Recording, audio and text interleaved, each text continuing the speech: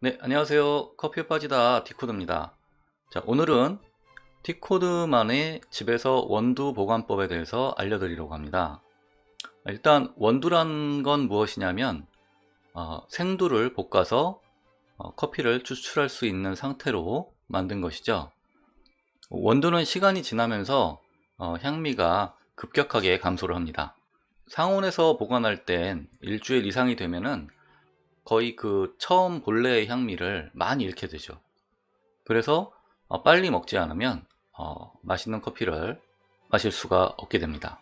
특히 여름철에는 하루 이틀만 해도 원두 커피의 맛이 많이 변해버리기도 합니다. 흔히 원두를 판매하는 곳에서는 최소 500g 정도씩 판매를 하게 되는데요. 네, 원두를 판매하는 곳인 로스터리 카페나 인터넷 쇼핑몰 같은 곳에서는 최소 500g 정도씩 원두를 판매를 하는데요. 원두를 500g 정도를 소비를 하려면 그래도 꽤 여러 잔을 마셔야 됩니다. 원두를 다 소비하기 전에 맛이 변해버리기가 너무 쉽죠. 특히 여름철 같은 때에는 기온이 높을수록 원두가 빨리 상하게 됩니다. 그래서 원두를 오랫동안 변하지 않게 보관하는 방법이 필요한데요. 오늘 그 방법을 알려드리겠습니다. 네, 일반적으로 원두를 보관하실 때 대부분 많이 사용하시는 방법들이 냉장고에 보관하시는 경우가 있어요. 원두를 보관하는 유리 용기에 원두를 넣어서 밀폐를 한다고 하시죠. 뚜껑을 꼭 닫고 냉장고에 보관을 하시죠. 냉장고에 그렇게 보관을 하더라도 다른 음식하고 같이 넣게 되잖아요. 그 냉장고의 음식 냄새를 원두가 다 빨아들이게 돼요. 냉장고의 탈취제 역할을 하는 원두가 되어버립니다. 결국은 원두에서 김치 냄새나 반찬 냄새가 나게 되는 거죠. 냉장고의 냄새를 없애준다는 측면에서는 좋을 수 있는데 원두 입장에서는 맛이 없어지게 됩니다. 그래서 냉장고에 넣는 거는 추천하지 않고요. 다음 두 번째 방법은 냉동실에 보관하는 방법입니다. 냉동실은 냉장실보다 낫기는 하지만 냉동실은 온도가 아주 낮기 때문에 냉동실에서 원두를 먹으려고 꺼내면 급격하게 온도가 올라가면 어떻게 되겠어요? 온도 변화가 심하게 발생을 하면 갑자기 김서림이 발생을 하죠. 마찬가지입니다. 원두도 냉동실에 넣어놨다가 꺼내게 되면 원두 표면에 따뜻한 공기가 만나면서 습기가 차게 됩니다. 이 습기는 원두에게 굉장히 안 좋아요. 그래서 원두를 상하게 합니다. 원두의 맛이 떨어지고 하나의 용기에 원두를 500g이나 200g씩 넣어놓는다 하면 이걸 꺼낼 때마다 열어서 원두를 꺼내고 다시 그 뚜껑을 닫고 하는 과정에서 원두가 금방 맛이 변하게 됩니다. 냉장고나 냉동실에 보관하는 것은 원두를 오래 보관할 수가 없습니다. 자, 그래서 디코드만의 보관 방법을 알려드리려고 하는데요. 원두를 구매를 하게 되면 처음에는 하나의 봉지나 용기에 담아져 있겠죠.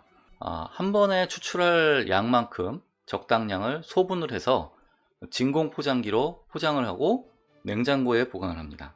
일단 외부와의 공기 접촉은 최소화하게 되고요. 진공 상태를 만들기 때문에, 그리고 먹을 양만큼 소분을 하기 때문에 처음에 그 하나의 용기에 넣어서 원두를 계속 냉장고에서 꺼냈다가 덜어내고 다시 뚜껑을 닫고 하는 과정에서 발생할 수 있는 그 산소와의 결합 또는 온도차 이런 거에서 발생하는 원두의 변질을 막아줄 수 있습니다. 그래서 진공 포장기 같은 경우에는 온라인 쇼핑몰 등에서 좀 쉽고 저렴하게 구입할 수 있습니다. 그렇게 생각보다 비싸지 않고요. 여기 보이시는 이런 모양의 진공 포장기, 또 이거 외에도 뭐 아주 이쁜 모델들이 많이 있습니다. 저 같은 경우에는 여기 보이시는 대로 이게 뭐냐면 와인 냉장고인데요. 이렇게 진공 포장을 한 각각의 소분한 원두를 냉장고에 넣지 않고 이 와인 냉장고에 보관을 합니다.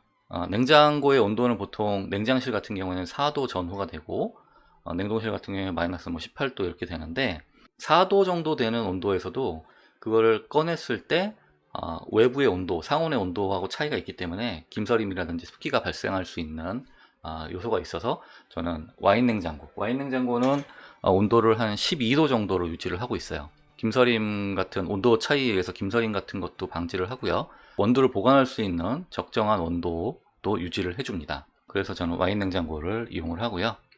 물론 와인 냉장고가 없으면 일반 냉장실에 보관을 하셔도 됩니다. 일단 소분을 해서 보관을 하기 때문에 드실 때마다 각각 소분된 포장을 뜯어서 사용을 하시면 됩니다. 소분되어 있는 다른 원두들에는 영향을 미치지 않겠죠. 장기간 보관하고 싶을 때는 진공 포장을 한 후에 냉동실에 보관을 했다가 사용하기 전에 하루 이틀 정도 미리 냉장실로 옮겨서 온도 차이를 줄여주시고 그리고 나서 사용을 하시면 장기간 보관도 하실 수 있습니다.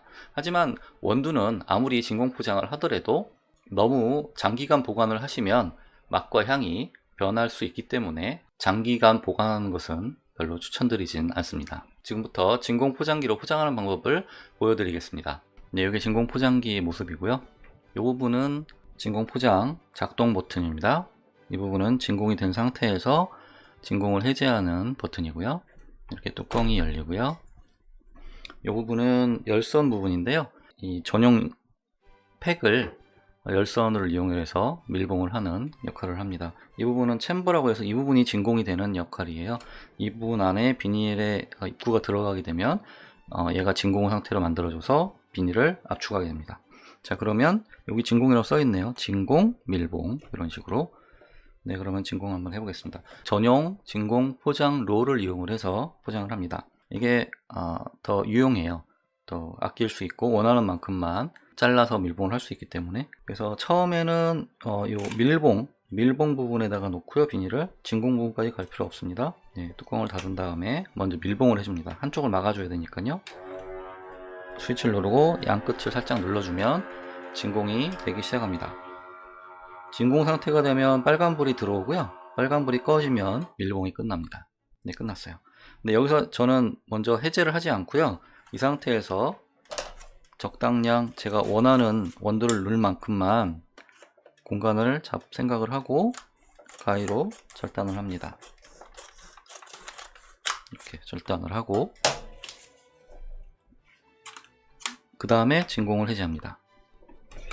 네, 그러면 이렇게 밀봉이 됐습니다. 여기 보이시나요? 이게 밀봉이 된 거예요. 열선으로. 그래서 이렇게 손을 넣어보면 네, 이렇게 밀봉이 되어 있죠. 자, 이 상태에서 원두를 넣어보겠습니다. 저는 핸드드립으로 추출을 하는데요. 핸드드립 할 때 보통 요 커피 스쿱으로 2스푼 정도를 추출을 합니다. 그래서 한 스푼을 넣고 또 한 스푼을 2스푼 넣죠. 이렇게 2스푼을 넣고 그 다음에 요거를 밀봉을 진공 포장을 하겠습니다. 이렇게 이 롤의 방향을 잘 보세요. 이렇게 하는 게 편하겠죠? 거꾸로 하게 되면 얘가 이렇게 들리기 때문에 이쪽으로 이렇게 말려서 들리기 때문에 이거보다는 아래쪽으로 얘가 말릴 수 있도록 방향을 잡아주시고 그 다음에 요번에는 요 비닐의 입구를 요 진공 부분까지 넣어 주셔야 됩니다. 그래야 진공이 되니까요. 그 다음에 다시 뚜껑을 닫고요. 작동 버튼을 누르겠습니다. 양옆을 살짝 눌러주시면 진공이 시작됩니다. 네, 램프가 초록색, 녹색불에서 빨간불로 바뀌고 진공이 끝나면 밀봉이 끝나면 램프가 꺼집니다. 이 상태에서 진공 해제 버튼을 누르면 해제가 되고요. 그 다음에 뚜껑이 열리고 이렇게 진공이 됐습니다. 밀봉이 된 거죠. 진공 상태로 포장이 된 거예요. 진공 밀봉. 이렇게 아주 단단합니다. 공기를 다 뺐기 때문에 딱딱하게 요 원두에 빈 부분 없이 공간이 빈 부분 없이 이렇게 잘 진공이 됐습니다. 요건 지금 이렇게 하나를 진공을 했고요. 미리 해놓은 거 하나 있었는데 보통 원두를 한번 구입하시면 500g 이상씩 구입을 하시는데 그럴 때는 이렇게 하나씩 하시는 것보다는 좀 효율적으로 하시기 위해서는 한쪽만 막은 밀봉한 비닐 봉투들을 여러 개를 만들어 놓고요. 이 원두를 소분할 원두를 각 비닐에다가 담아 주시고요. 여러 개를 다 담아 주신 다음에 이 진공 상태로 밀봉을 할 때도 다 담아 놓은 봉투들을 연속해서 밀봉을 해 주시면 진공과 밀봉을 해 주시면 빠르게 하실 수가 있습니다. 효과적으로 효율적으로 하실 수가 있겠죠. 이렇게 진공 포장기로 포장하는 방법까지 보여드렸습니다. 네, 진공 포장기로 포장을 하는 방법에 대해서 보여드렸고요. 주의할 점이 하나 있는데 진공 포장을 한다고 해서 커피 맛이 변하지 않는 것은 아닙니다. 커피 원두 자체에서 발생하는 가스들도 있기 때문에 이 진공 포장을 이렇게 하더라도 원두가 서서히 맛이 변하게 됩니다. 너무 오랫동안 보관을 하시면 이 맛이 변하게 되고요. 적당한 보관 기간은 제 경험상으로는 한 달 정도는 큰 문제 없이, 맛의 변화 없이 드실 수 있을 것 같습니다. 네, 그리고 여기서 제가 꿀팁 하나를 더 알려드리려고 하는데요. 원두는 로스팅을 한 후에 내부에서 발생하는 가스를 방출하게 됩니다. 원두는 로스팅 직후보다는 3일에서 한 일주일 정도가 지나면 숙성이 돼서 맛이 더 좋아집니다. 로스팅 직후에는 가스가 더 활발하게 나오게 되거든요. 탄산가스 같은 것이 많이 포함이 되어 있는데, 탄산가스는 추출을 하게 되면 신맛이나 이런 것들을 많이 느끼게 해줍니다. 그래서 안 좋은 맛이 나는 것을 좀 줄여주기 위해서는 가스를 충분히 빼줘야 되는데, 그 기간이 한 3일에서 일주일 정도 지난 다음에, 물론 이 온도에 따라서 다르겠지만 로스팅 이후에 3, 4일 정도가 가장 맛있는 상태가 되는 것 같고요. 원두 상태를 보시고 추출을 한번 해보신 다음에 맛이 이 정도면 가장 좋은 맛이다 하실 때, 그때 진공 포장을 해서 보관을 하시면 그 상태로 가능한 오랫동안 원두를 즐기실 수 있습니다. 원두 내부에 가스가 충분히 나오고 원두의 맛이 숙성되었을 때 진공 포장을 해서 보관을 하시면 더 오랫동안 맛있는 원두를 보관할 수 있게 됩니다. 그리고 이 주방용 진공 포장기는 이 원두를 포장하는 용도 외에도 쓸모가 아주 많습니다. 가정에서 요리를 하실 때 남은 재료라든지 이런 것들을 이런 진공 포장 용기에 넣어서 보관을 하시면 오랫동안 신선하고 맛있는 재료들을 보관을 하실 수가 있습니다. 네, 지금까지 진공 포장 용기를 이용을 해서 원두를 오랫동안 보관할 수 있는 방법에 대해서 소개를 해드렸고요. 이 영상이 도움이 되셨거나 앞으로 기대가 되신다면 구독하기 눌러주시고 좋아요도 눌러주시고 궁금하신 점이나 응원의 댓글도 많이 남겨주시기 바랍니다. 네, 그럼 지금까지 커피에 빠지다 티코드였습니다.